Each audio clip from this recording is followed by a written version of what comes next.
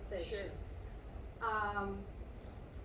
You're considered a millennial, so that's Generation Y, correct? I believe so, yes. Okay, and that's from age 26 to I think 41. Yeah. So tell us how old you are. I'm 33. 33 years old. Okay. And this young lady's 33. She speaks, well, 3 languages: English, a little French, and Spanish fluently. Like I said, she's got brains, confidence, and beauty to boot. So tell us a little bit about your background, Morgan. Sure. So I went to Southfield High School, and I was there for a little bit of time, and then I actually went to Southfield Lathrop, which is no longer a high school, I don't think anymore. Have you guys heard of Southfield Lathrop? Okay. So I graduated from there in 2007, and the reason why I went to Southfield Lathrop is because back then they had academies. They had a business academy and they had like a medical academy. And so I started out at High, and then I transferred over to Lathrop because I wanted to be in the medical academy because I had desires to become like a neurologist. And so switched over, and then I was like really hoping to get into one of their internship programs. So I got into the internship program, and then I interned over here at Providence Hospital, and I did that for like a summer, and then I did it as like a actual job for a while, and I realized that I did not want to be in the medical profession because there was this OBGYN who was on our floor, and she went into labor while she was working, and her husband was an anesthesiologist and was in the middle of surgery and could not join her birthing. So like he missed the birth, and like, you know, she's in the middle of working going into labor. And so for me, it was one of these moments where I was like, no, I don't think this is the career path for me. I don't want to have that like pressure on me, and I was working up until childbirth. And so I decided, like, I was thinking like, oh, I don't know what I want to do. And for me, I'm very anal, and I wanted to know what I wanted to do. And I took some like altitude tests when I was in high school, and it, you know, asked me, you know, questions about what I wanted to be doing, and in the end the results said that I was going to be doing like international relations or international business. And at that point I was taking French, and well, I took French and had to take Spanish for a bit because I had outplaced French, but I hadn't been out of the country, and I really didn't think like international business was something that I would actually end up doing. And so the other thing that I'll tell you too is I used to work at McDonald's. So my first job was at McDonald's in Farmington. And one day I was at work, and there was a marketing company next door, and they came through the drive-through, and they, like, I guess liked the way that I had given them service. And the next day they called my boss and asked me to come work at the marketing agency. And so I was like, well, you know, you're paying better than McDonald's, so I'll do that. And so I went over to that agency, and so I thought, okay, you know what, maybe this is something that I want to do. Maybe business is that. So college time comes around. I applied to several colleges, not more than 5. I think I applied to like Boston University, Michigan State, University of Michigan, and Miami University. And I wanted to go to Boston University because they had a business program that was like subpar. It was like an okay business program. And Michigan had like a really good business program, and I knew I wasn't going to get into that. So I really wanted to go to Boston University. And I didn't get into Boston University. And I was like heartbroken. And then I got into Michigan, and I was like, you know what, like I don't really want to go to Michigan. It's too close to home, and you know, like I don't want to be that close to home. I want to be far away. And I was like, I'm never going to get into that business program, and because it's like the number 3 or 4 business program in the United States for undergrad. And so went to Michigan, and I chose Michigan because I had a whole bunch of scholarships and a whole bunch of financial aid. So like the other schools that I had gotten into, they didn't offer me any money. Like so that. The financial aid chose you basically. Yeah, I mean, I went to Michigan for free. And so it was like, it was an easy decision. Like I didn't want to do it, but it was an easy decision. And so I went there, and then, so the way the business program works is that you do 1 year, and then you have to like have a good enough profile to then apply to the business school. So I applied with a pretty okay profile, and then I ended up getting into business school. So that like kind of propelled, I think, the rest of my career. Like being able to kind of go to Michigan and go to this business school, I think really set the tone for really the rest of my career. But I think that is a little bit about me. And then I also live in Oak Park. My dad lives a few minutes from here, and so I live in Oak Park, and I've lived in Oak Park for the last 20-some years. So tell us. So you graduated from Southfield Lathrop, South Lakewood. Mhm. You went to University of Michigan, University of Michigan, and you were in their business program, business program. What is the name of that program? Ross School of Business. Ross School of Business program. So you graduate from there. What was your first job after graduation? So my first job after graduation, I worked at a credit card company called Discover Card. I don't know if you guys have heard of Discover Card. And so they're a company in Illinois, or outside of Chicago, and that was my first job. There, I was in a leadership program. So the leadership program basically means like they hire a whole bunch of people who graduate your year from like different schools, and then you rotate through different sort of like departments and roles. So that's what I did right when I graduated. So you've had some incredible companies that you've worked for, but I want to talk about two. Let's talk about PayPal.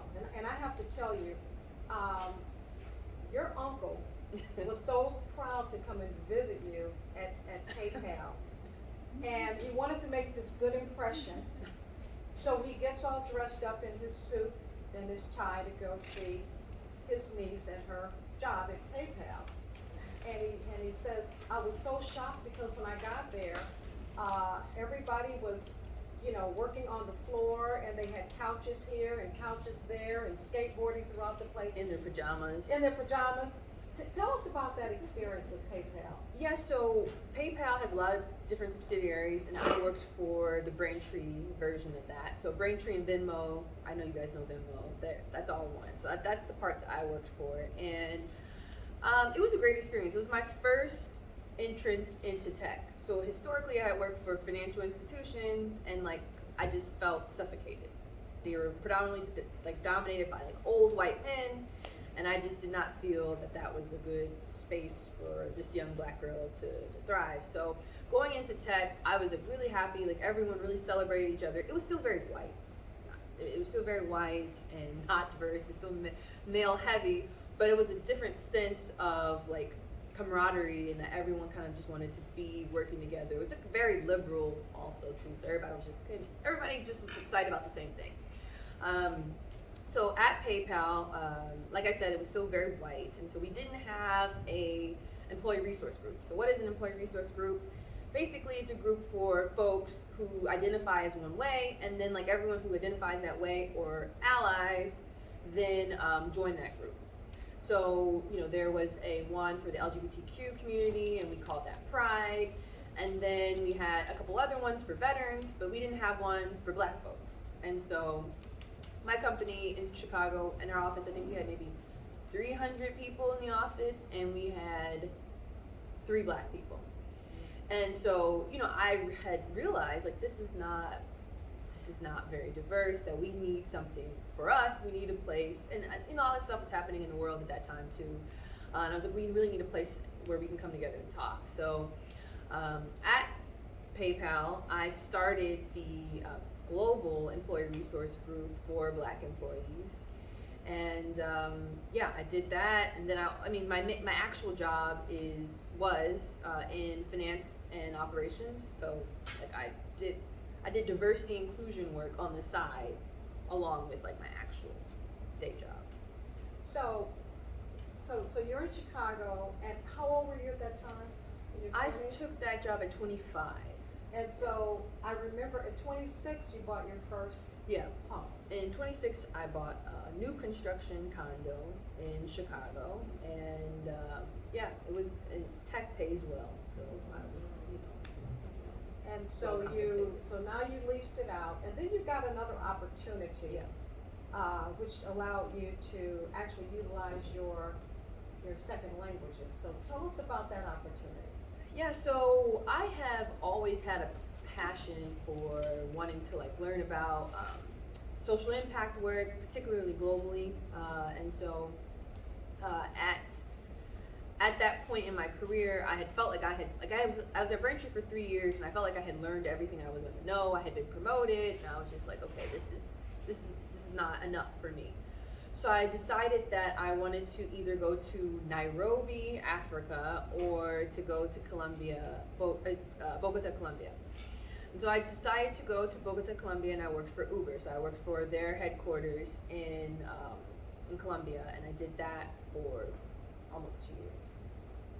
And you were totally immersed Yeah. in another So language. So I lived in Bogota for 3 years, and in that time I also switched teams, and I did the Panama and Dominican Republic and Puerto Rico team as well. So I got to travel throughout Latin America, and I did that, and it was a really great experience. Very different culturally speaking. I mean, like, you know, one of the things that I guess I didn't say clearly is that after I left Michigan, I moved to Chicago. And so Chicago, you know, while it's still the Midwest, it's much faster, it's a different pace, you know, different culturally than being here from Michigan.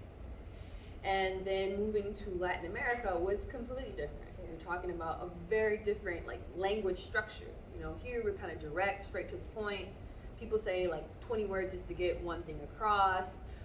You know, the way people work was different. It was just a very different experience, and I really enjoyed it. So you travel a lot, and I love to travel, but I don't think I've traveled as much as you, and I'm probably twice your age. Matter of fact, I know I am. So how many countries have you traveled to? So I've been to 18 countries. In 18 countries, and I first left on my first international trip at 26. So I've been averaging like 2.5 countries every year. In the last 6 months, I've been to 7 countries. Wow. Okay. So I'd like to take this time now to, you know, have you talk to young ladies. You can ask questions, but before you ask questions, we're going to have Morgan to ask you ladies some questions. Is that fair? Fair? Okay. So most of you said that you wanted to be your own business owner, that you didn't want to work for someone else. I work for someone else, I've been working for someone else, and I'm like the 2 girls here that I don't mind working for someone else. But for those of you who don't want to work for yourselves, what sort of business do you want to open up? Anybody want to? I want to open up. I don't know if this would be. I don't know. Can you I don't know project? what to- Okay.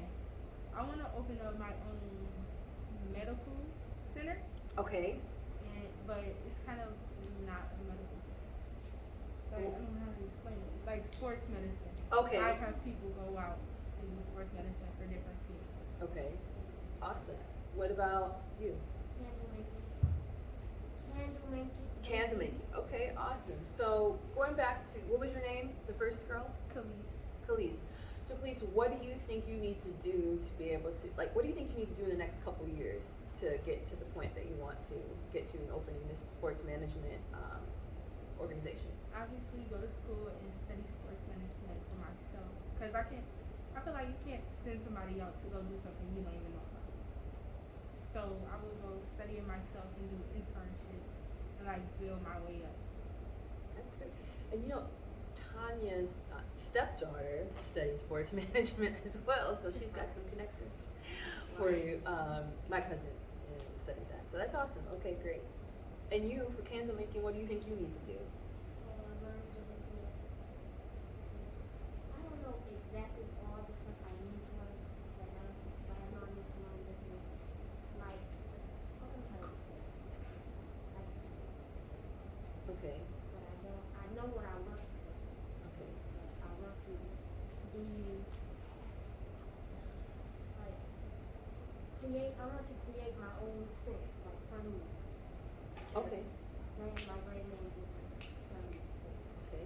So It's like it's hard to explain to me. no, I get it. So you're saying you want to make your own sense. You want to be able to create something unique in the market that's not maybe sold at like White Barn or like Bed Bath and Beyond or something like that. You want to make something that's very unique to you. Very nice. And then I think you said you wanted to work for somebody, right? So what are you interested in doing if you're going to work for somebody?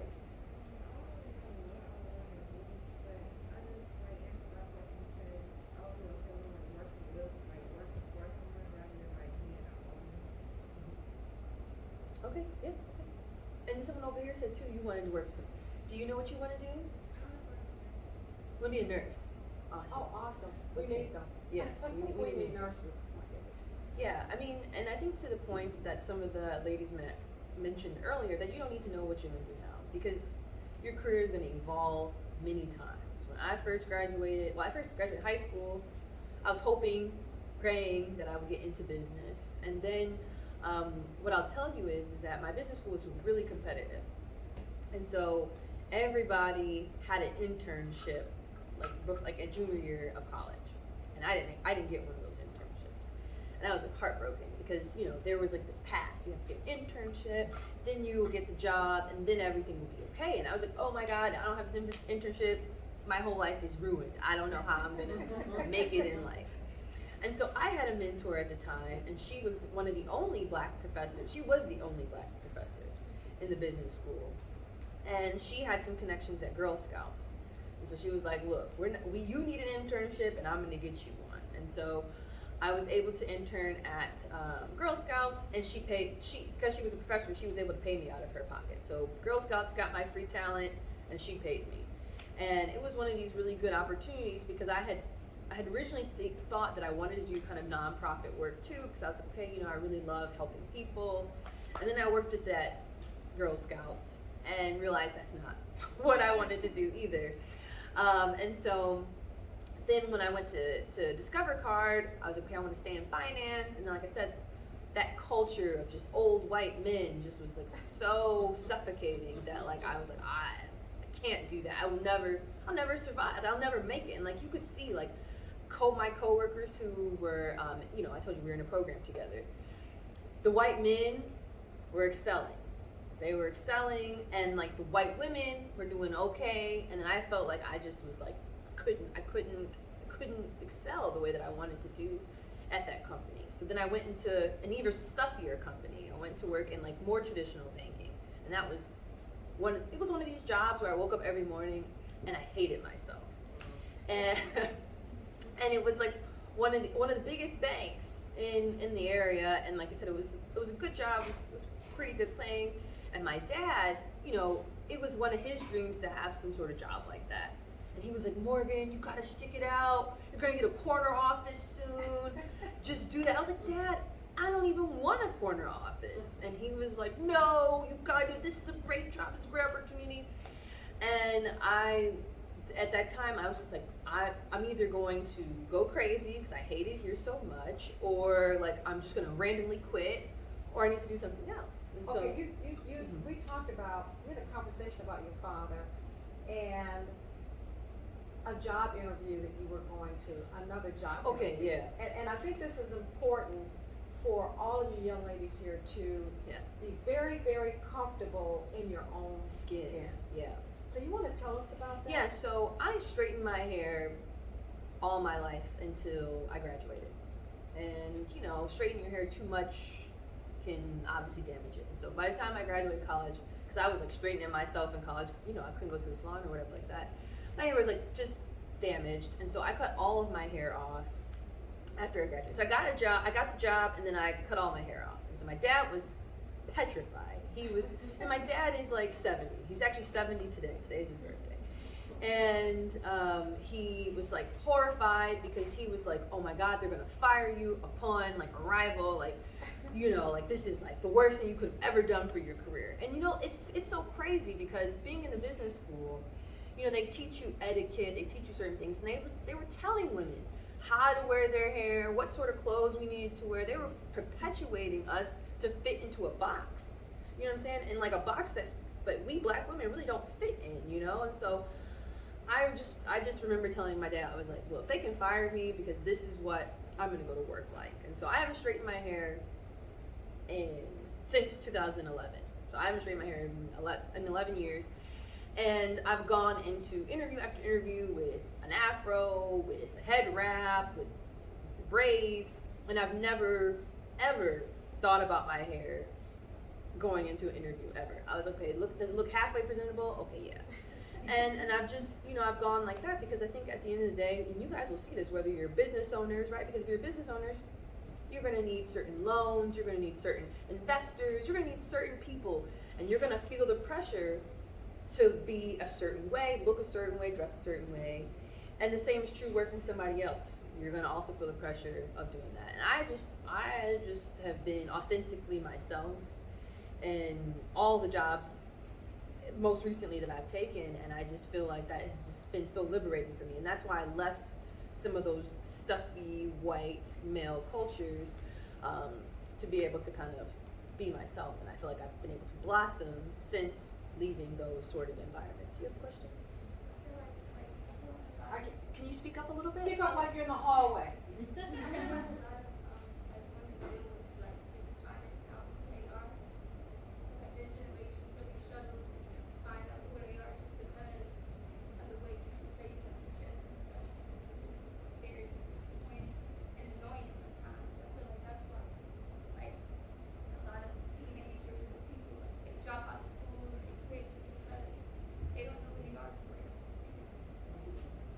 Yeah, you're right. I mean, and even when I was in high school, I mean, there was, high school goes through a cycle. I'm sure when you were in high school, people had the certain pressure, but like, Right. It's way worse when you're at a workplace and your job is on the line. You know what I'm saying? It's way worse when you have to feed yourself and you're thinking like, do I wear my hair this way? Do I wear this outfit? Do I not? I had a girl one of the people who hired me in that first job told me she hired me because I wore a pantsuit. She said she wasn't hiring any women who had on a skirt suit. And so, I mean, obviously that's kind of discriminatory. She shouldn't have done that. But the point was that she had like locked her mind in that like, I'm not looking at any woman who wants to fit into this mold that they say that we need to wear. And when I was in business school, they told us, yeah, women wear these skirt suits. And I had them, but that day I just wore the pantsuit. And luckily that I did that, and that worked out for me. But definitely I'd say that like, right now in high school, it's probably very difficult. You got a lot of pressure to be something. Folks are gonna talk about you. You want to feel like you fit in or what have you. But I do think like once you kind of get out of school and if you decide to go to college, I definitely say pick the right college for yourself, because I felt like when I went to Michigan, that was where I finally felt like I could thrive and be myself a bit. Like, it was much more, I don't know, it was more open. There were more people like myself. Like, I don't know, I just felt a bit more comfortable, and I was able to kind of start to build those blossoming things. Because in high school, I was like, I was not cool. I was in the National Honor Society. I had like 5 friends. But you're getting ready now to embark on a totally different venture, and I'm telling you, you're gonna have to educate your aunt on this whole Bitcoin. So your next job is It's in Web3. So Web3 is also known as crypto, blockchain. You guys are familiar with like crypto and all that stuff, right? Yeah. Yes. Yeah. So I'm going to work for Coinbase. I don't know if you've heard of Coinbase, but that's where I'm going to work, and I'm going to work for Coinbase in Singapore. So I leave for Singapore in a couple weeks. So you excited? Yeah, I'm excited. I'm really excited. So what I'll be doing at what I've been building a career in is strategy and operations. So I always wanted to be in strategy, and that was something that I just could never really get into. It's one of those higher end career paths where, it was one of those higher end career paths where you kind of like had to have a certain profile, generally still dominated by white men. And I just never really thought I could get into strategy, but now I've been able to kind of hustle a bit and get into this field of strategy. So what is strategy? It can mean a lot of things, but in the case of my new job, I'm going to be taking Coinbase, which is a crypto exchange. You guys, I don't know if you've heard of it today, but I'm sure you'll start hearing about it soon. They had like a big ad in Super Bowl, but my job will be to open up Coinbase across Asia. So I'm going to be opening up Coinbase in the Philippines, Indonesia, Australia, potentially Pakistan, Israel, all over Asia. So that will be my job, to open up this business. So while I'm not an entrepreneur, I'll have to be entrepreneurial and being able to understand how to actually open up a business in these markets that, you know, I'm not too familiar with. So basically, you're going to be an entrepreneur. Yes. So you will be working as an entrepreneur within the structure Yes. Of a safety net. corporation. Yes. Of a And I'm loving the places that you're going, so I'll make sure that I come and visit you. Any other questions? Any other questions? Yes. Sandra, can you repeat that? Because I I think think she said, maybe. What made you want to become your own boss? Which one are you referring That's not to? for me, right? Speaker or Miss Tanya? Miss Yeah. Tanya. That's Oh, Miss okay. Tanya. So that- It was, quite honestly, it was a desire to want to be a philanthropist. I've always wanted to help young people, and I literally said a prayer at my table one day, and I said, God, if you give me an idea that I can make a lot of money, I will help young people. And so that's what I do today. I actually serve on 6 boards. 5 of them are directly involved with children. And so I think that for me, you have to, your passion and your desire has to be more valuable than I want to make money. Money is not, that's not what drives me. It's the fact that I can do the things that I want to do to help people, and I'm in more control of my own time. So those are things I don't have to. I can get up and go to the gym and work out, and then I can go to work, or I can go to work and then leave and go to the gym, or I can go play golf. So having that kind of flexibility is something that has more value to me than making money. Yes. I have a question for you. I was just thinking this, I'm thinking about something. Like, what were your strategies of like working for somebody else, like? I mean, so- like, getting up in the morning, like your schedule and stuff. Like, how did you pick like working at another job? So for me, because I'm in tech, it's probably one of the most liberal industries you can work in. So I do what I want most of that time too. Like right now I'm not working because I'm going to the new job, but like right before I quit this last job, I worked at night.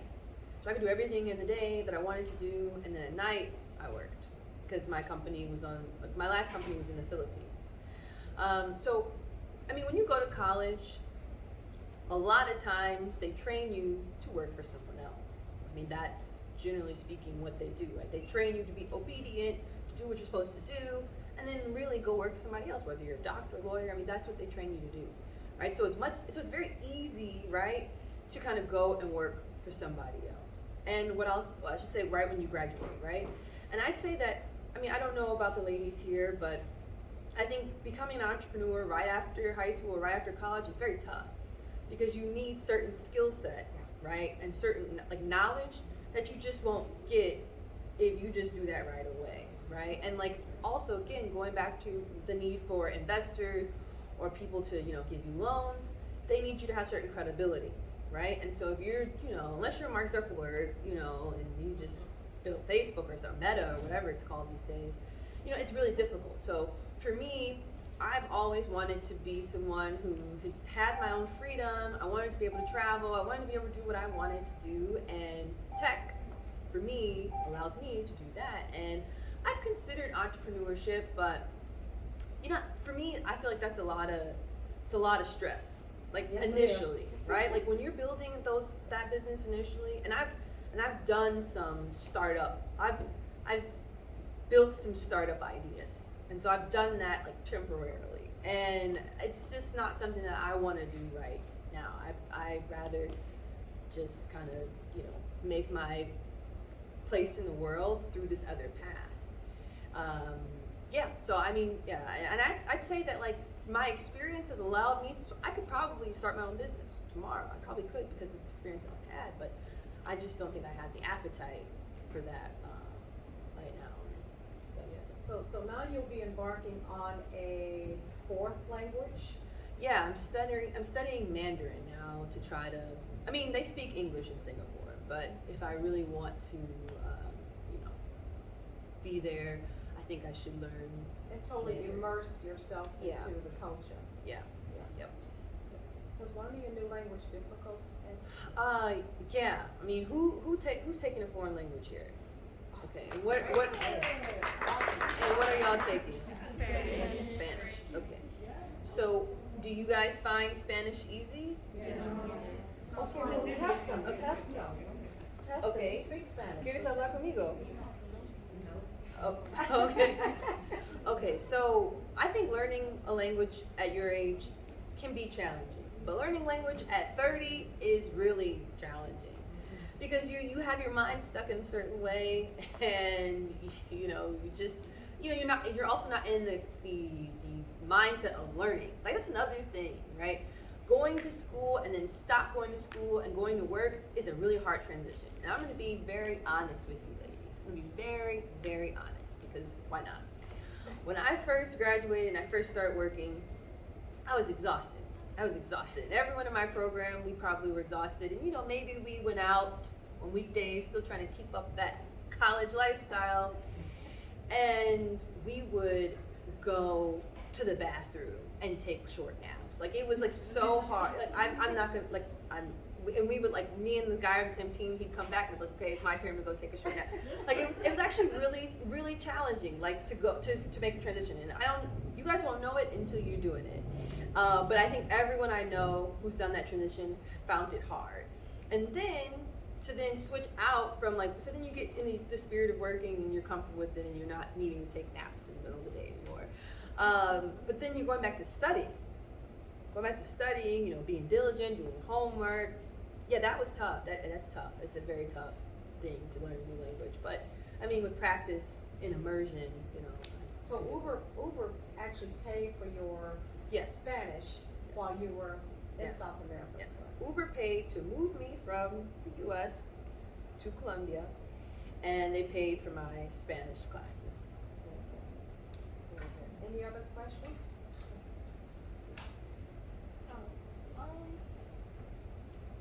Do you have any opinions on like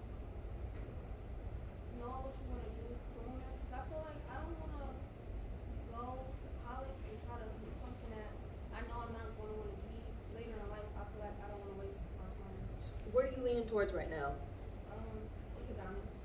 Okay. Very interesting. And have you had any sort of experience, like going to an orthodontist in terms of, okay, so what I would recommend you do is to try to get some experience. And so maybe if like, I don't know if you had braces or if you have an orthodontist, okay, well, I don't know if you have some friends who have braces or orthodontists, but see if you could do like an unpaid internship. Because I think the quickest way to learn if you want to do something or not is to do it. And that's how I decided I didn't want to be a neurologist. I didn't want to work in medicine. I didn't want to work at a nonprofit, right? Luckily, I had those experiences earlier, so I could not do it later and not waste time, similar to what you're saying. So I think if you can get someone just to let you come in and like literally free work, and just say, hey, can I help you out with some stuff? Just because I think I want to be an orthodontist, but I don't really know. Then I'd say do that. And what grade are you in right now? 10. Yeah, so you got a lot of time. So I would say do that this summer or throughout classes, and then you'll see, because being an orthodontist, I mean, that's a long education path, right? So that's a lot of that's a lot of science. In high school, it's a lot of science in college. Then you've got dental school. Like, one of my girlfriends has gone through that path, and I think she's just now practicing at 33. Right? And she's had all that schooling. So I'd say, and she's also a family of dentists, an orthodontist. Her entire brother, sister, parents are all doing that. So my advice is try to get someone to hire you for free and do it as fast as you can to then know if you like it or not. I think I saw a question over here. No? Yes. I have a question for you actually.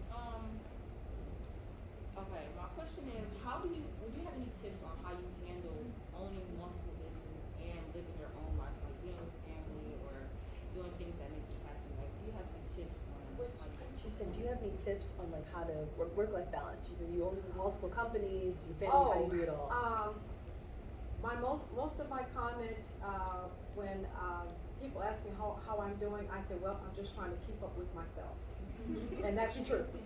But as you get older, your values change. What's valuable, what's important to you, change. And as I've matured, should I say, to me, I just take a breath. I don't take everything so seriously. And I've developed more patience. And coupled with the patience is humility, because, you know, when you're young, you want it now, you know, because you're not satisfied, it kind of centers around me. Well, I've matured a little bit, I think, and so now I have the patience. And, you know, when I want to go to the gym, I go to the gym. I put my health on my calendar. So for me to go to the gym, it's a business appointment to me. Because if I don't stay healthy, I can't function in my business. I can't be a wife, you know. I can't do all the other things that I want to do. And so I've learned how to prioritize the things that keep me healthy. My spiritual life, I'm very spiritual. I cannot leave my house without having my spiritual time. So that really helps to keep me balanced. But I think the main thing is, don't take yourself so seriously. Tanya, when you Enjoy your life. you have kids who are my age now. Yes, But when and you- older. Right. But when you, so I think this is probably where she's getting at, because right now you don't have kids to raise. Right. But when you Right. were, you know, a newish mom, right? Like, you know, Yes. how did you do it all? You know, that's a very good question. You know, you go through this phase. I have 4 adult children now. I breastfed all of them. And by the way, before I became an entrepreneur, I worked at Farmer Jack. I was a cashier and a manager. Anybody remember Farmer Jack? Yeah, I mean, Oh, I think it that's went out way- right when I was a kid. They don't. It's like Kroger's. It's like Kroger's. So it was hard. I mean, it was really, really hard.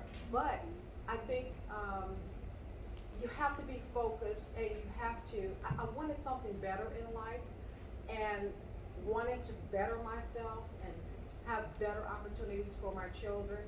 Help me to stay motivated and do hard work.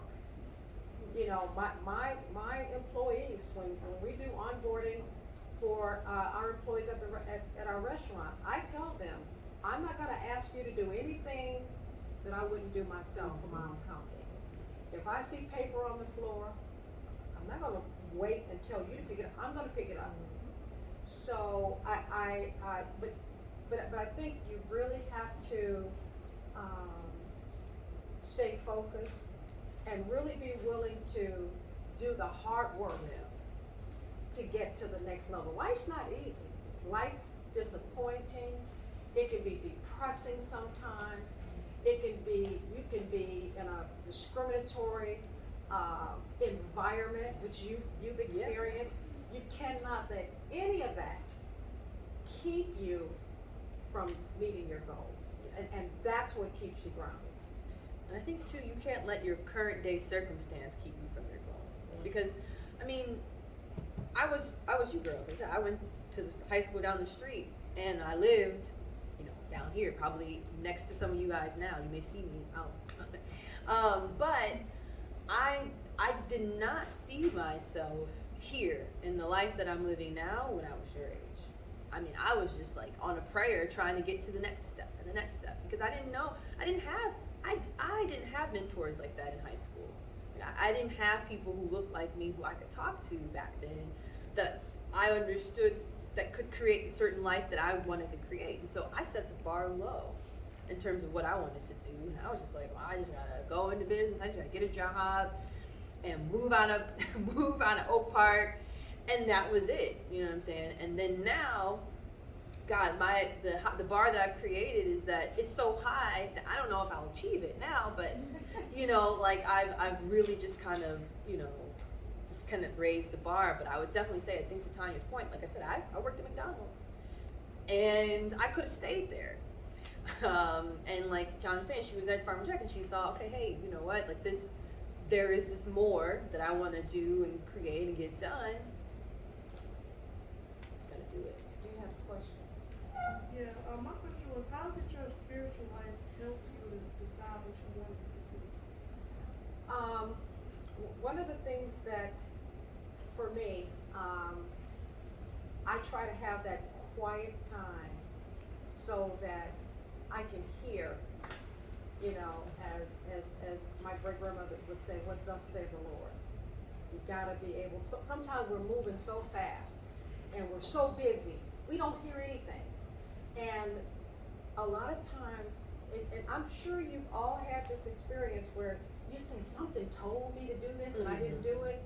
Well, that something just might be that higher, you know, person or God that you worship that you're not listening to. And I'm very, very, I was partially raised by my great grandmother, so I'm old school anyway. And I have a great respect and reverence for God and respect. And so that, number one, that keeps me from going, you know, we all make our mistakes and we all have our flaws, but having that in the back of my mind kind of keeps me from going over the edge in a lot of things that I could do. And it keeps me focused and it keeps me humble because I know that nothing I do, I can't do it without God's grace. Amen. And so that's what keeps me motivated. I think for me on that, God has closed so many doors. You may see me sitting here being very successful, but He's closed a lot of doors. A ton of them. And every closed door, He set me up for a better opportunity. And so like His voice was very clear for me in a lot of decisions, right? A lot of, like I told you, like I wanted to go to this other school because I was raised, I put the bar down here, and then He shut that door and forced me through another one, right? And so I also too am a big tither. I tithe quite a bit, and I've done that since I was your age. You know, so I was making like, you know, whatever I was making at McDonald's. And I've been unemployed before, and I've never missed a meal. And in fact, like, I feel like that tithing that I've done has allowed me to out earn most of my peers. So like, I think that all of that it's not because I'm great or I, you know, so smart or all those nice things Tanya said about me. It's because, you know, of my, you know, relationship with God, and I think that He's done all of those things. I'm just here, a vessel. Yes. I got another question. It's for both of y'all. I was like wondering, like, how do you all manage money? Because you always be traveling like with work and stuff. But I know you probably like, do you like go on vacation when you work, or you just like business? You know, so when I first started traveling a lot, I didn't make as much as I make now. So like going to all these places was a bit more difficult. And what I would do is always look for flight deals. So I went to Japan for $500, right? Like, you know, all the way on the other side of the world, right? I went to Paris for $200. So that's how, yes, exactly, right? And that was my first trip. I was first international trip at 26, because I saw that deal. And that's how I generally was traveling. You know, like I wasn't going unless there was a deal. And then I obviously traveled for work, and so they would fly me to places. But generally speaking, they didn't fly me internationally; they would just fly me domestically. Now, well, you know, flights are like out of the roof these days, and so I do make a little more. So there's not as many deals, especially flying from Detroit. It's a bit more difficult to get those deals because most of those deals are coming out of Chicago.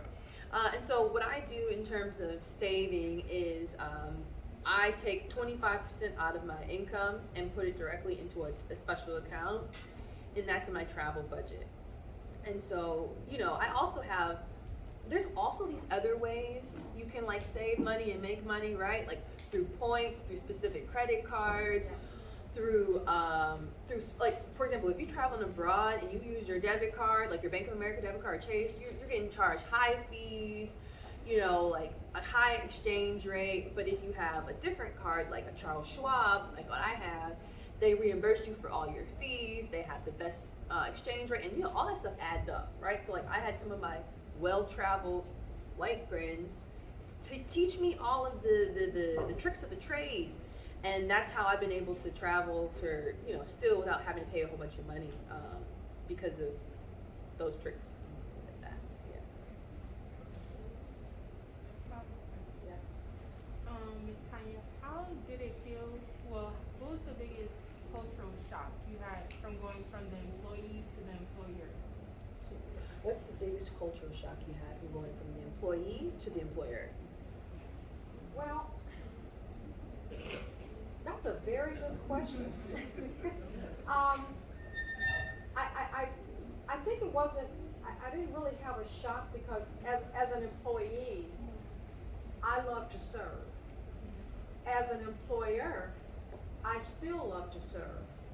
So it really wasn't a big switch in that regard, because I tell my employees, I work for you. Because if I don't support you and give you the support, we have, I think we're close to about 600 employees right now at the airport. But if I don't encourage and motivate and provide the support to them, they're gonna make me look bad. Sure are. You know, and then my reputation is on the line. So it's about service. I don't think it was for me. It wasn't. I didn't have a problem because I love helping and I love serving people, and I can serve them as a employee and I can serve them as an employer. One of the things that I've always told my children, and this is relating to service and being independent, you are going to have to say yes sir and no sir to somebody Right. until you die. Yep. It's gonna be yes sir to the tax man, yes sir boss, I will be here on time. You're gonna have to answer to somebody. So never think because you're grown or you own your own company that you don't have to answer to anybody. And so that in and of itself keeps you grounded and not have this, I've seen people that, you know, get a little authority, you know, maybe they're not the employee and it kind of goes to their head. Yep. Eventually they're gonna have to say yes or no to somebody Yeah. as well. So I just wanted to kind of bring that home to you. Yes. I wanna know y'all opinions on like the negativity. Like, I wanna move down to Atlanta, but I have someone in my ear telling me I don't need to go by myself, and I'm not gonna make it if I go by myself. Yeah, so I think you have to be, like, going back to kind of being focused, right? I had a lot of people telling me, I have my family now telling me, you don't need to be going to Singapore, you need to be staying here, finding a husband, and having some kids. Like, my family literally, my aunt just told me, not this aunt, another aunt just told me that the other day. Why did you take that job?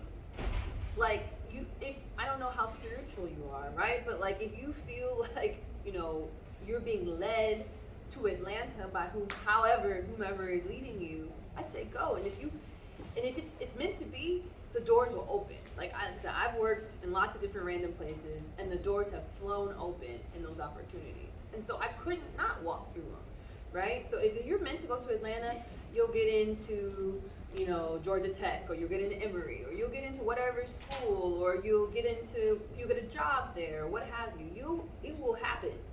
And then at that point, you just gotta take that risk. I mean, and even if it's your parents, right? Like, I mean, my mom is not thrilled that I'm moving to Singapore, and she wasn't thrilled when I moved to Colombia, but I felt led to those places, and the doors flew open, so I'm walking through them.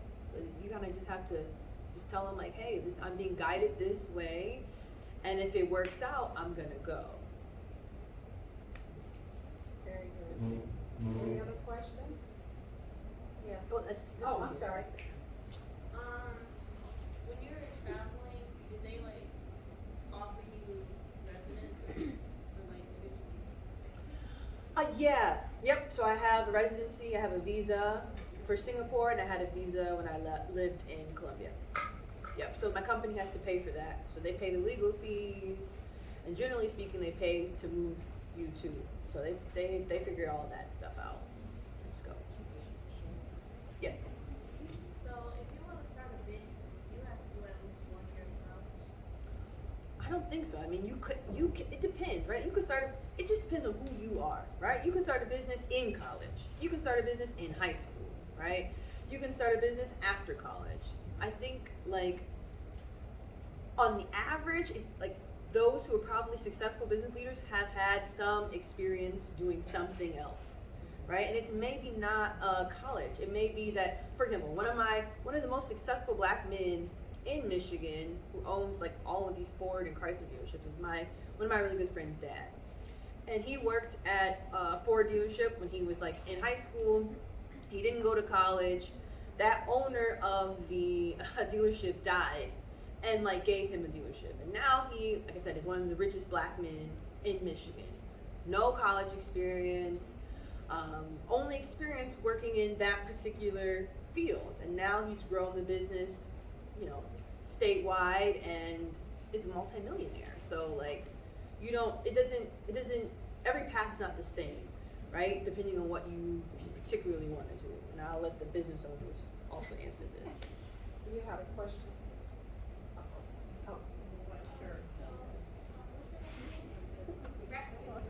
Morgan.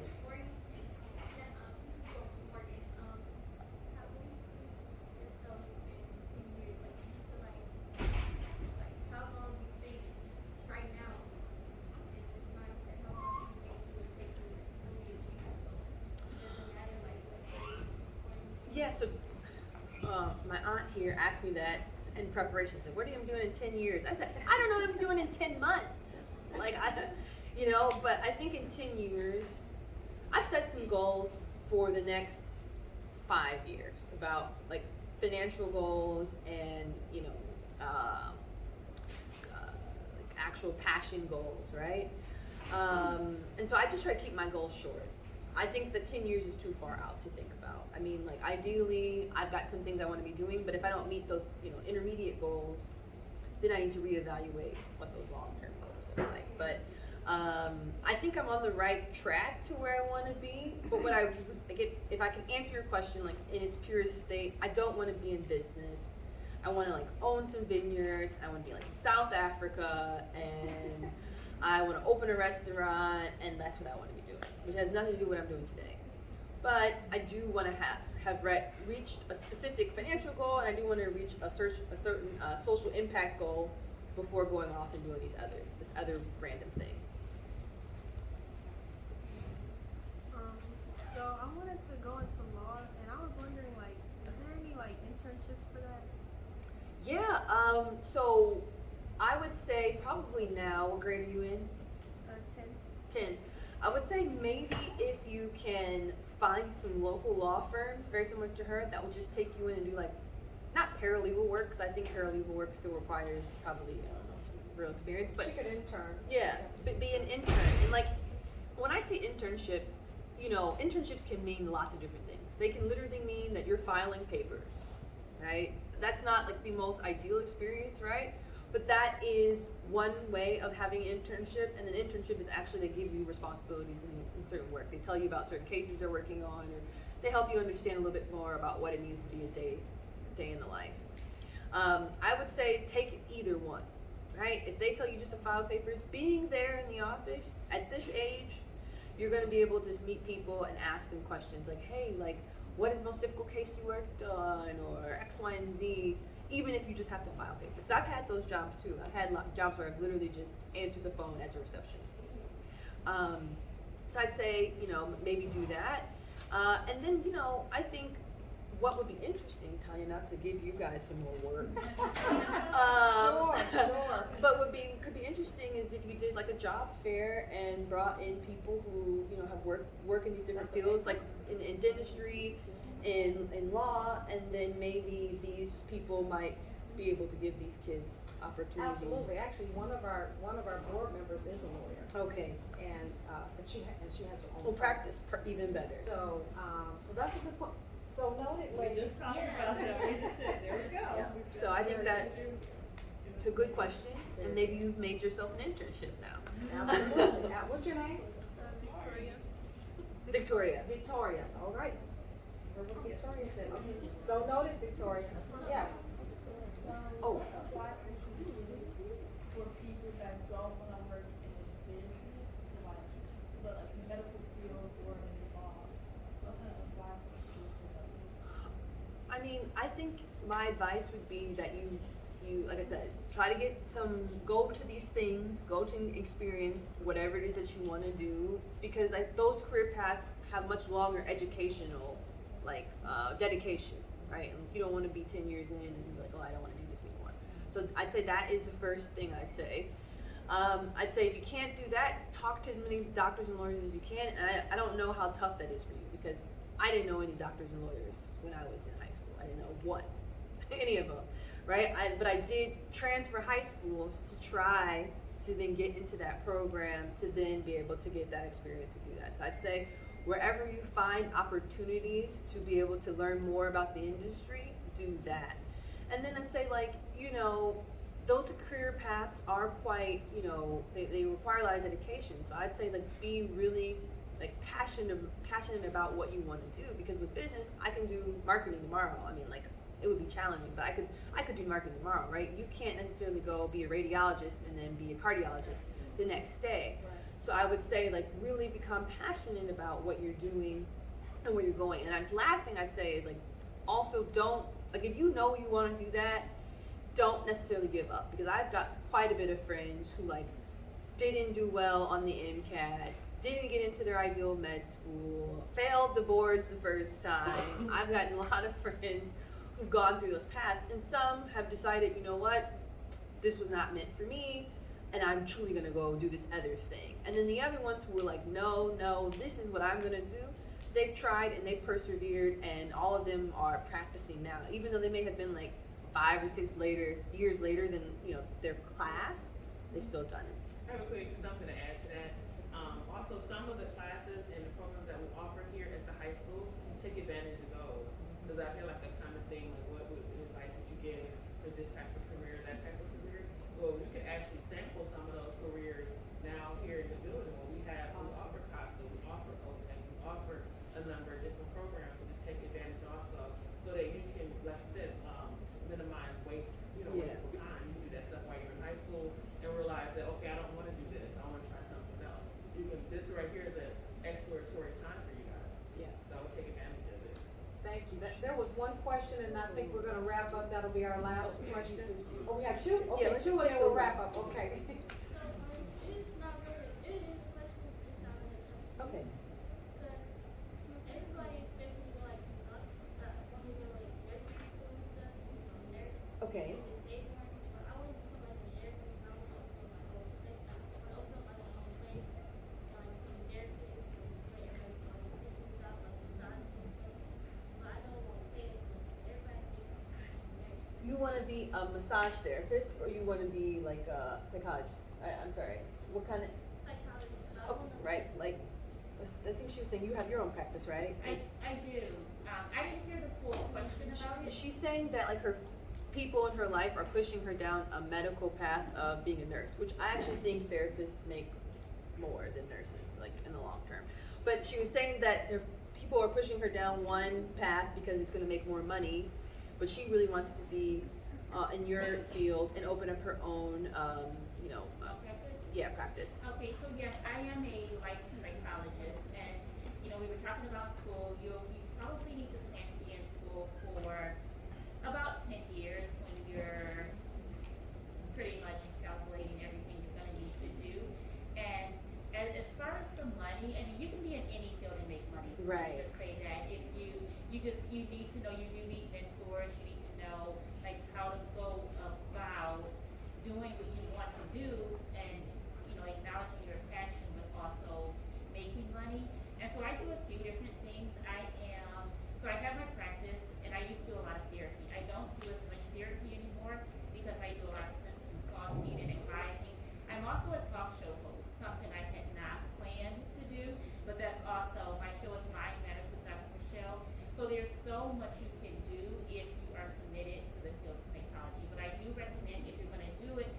want to get licensed, you want to go all the way, because if you don't have a license, you can't practice. I mean, you can educate people, but you can't actually practice. So if you know you want to do therapy, you want to go, like you won't be able to stop at a bachelor's degree. So let me say that. Yeah. You'll need to go at least master's, but I would recommend doctorate. But there's so much more you can do with it too. Yeah. So if you want to do something, the door's open, walk through the door. One more question, then we're. As a new generation of wise, it's different for working in business, and we have different areas to work in. So let's say, for example, you want to work in You want to work in a field that you're not working in, as you said, right? yeah, like work. You said that when you go to business, they push you aside the stereotype of Yeah. girls wearing pencil skirts and Yeah. like blouses for your As it's a new generation, new time today, wouldn't that have changed by now? I mean, they probably aren't teaching that in business school today. I've been out of school for about 10 years, but I go into interviews looking, I mean, I'm not gonna tell you how I go into interviews looking sometimes, because you'd probably be like, what you wearing? But I would wear this. I mean, most interviews now are virtual, right? So I have been in interviews where I've had on a t-shirt and my hair has been like this, and the interviewer has on a t-shirt and her hair is looking crazier than mine. So I'd say that we've gone past that. I don't know what business schools are teaching today, but 10 years ago they were teaching that you had to have a pencil skirt. But like I said, I show up, and I mean, it's not about, and that's the thing that's so frustrating. It's not about how you look completely, right? You have to be presentable, you know, to some extent, but it's about what's in your mind, how well you can communicate. And if someone is caught up on, you know, if you had a button up on or not, or if your hair was, you know, freshly laid or whatever, then that's silly. You don't probably want to work in those environments either. And that's the thing I told myself. If I don't get a job because I had my hair like this, it's not a job for me, because this is how I'm gonna show up every day. So, yeah. If I could interject just a bit on that question, one of the things I always think about is what is the culture of the company you're interviewing for. So first thing I would do if I were you is to go on the internet, and I would look and see how people dress when they take pictures of people at their desk or their bosses or positions. That'll tell you what that culture is like, because culture is everything per company. Her companies that she is interviewing for, that's their culture. Yeah. Very relaxed, comfortable. Yeah. But you may walk into another culture, for example, if you want to be in banking. Right. You're not going to go on a banking interview with a t-shirt on and some sweats. You will not get hired. No, I mean, You if will you're, not be hired. I have So worked definitely in want you to- finance, Right. and I that's a have work never worn a suit industry. in those Right. in those places, but I have worn business casual. Mm-hmm. But I have worn an afro Mhm. in that space, Yes. right? And like I said, everything is virtual though today, even Sure. so like you just gotta make sure you just top up. But like Right. she said, culture's everything. Because if you want to be in that culture, like I got a good one. I have a friend who wanted to interview for Microsoft, and so you know Microsoft is one of those laid back cultures, and he was like very much a finance guy, and so they told people not to wear a suit to the interview. This is in real life, and he was like, F that, I'm wearing a suit. I'm not going in there without a suit on. And I was like, AJ, but they told you not to wear it. He's like, I don't care, I'm wearing a suit. And he obviously didn't get hired, right? Because they told him not to wear a suit. That's not our culture, and he felt like he couldn't be well represented without a suit on. So definitely look at the culture, determine if that's a culture that you want to be in first and foremost, and then determine if that's a culture you can keep up with too, right? Because if you can't keep up with a suit every day, and they wear a suit every day. Right. Well, ladies, In closing, I have a question for both of you. Sure.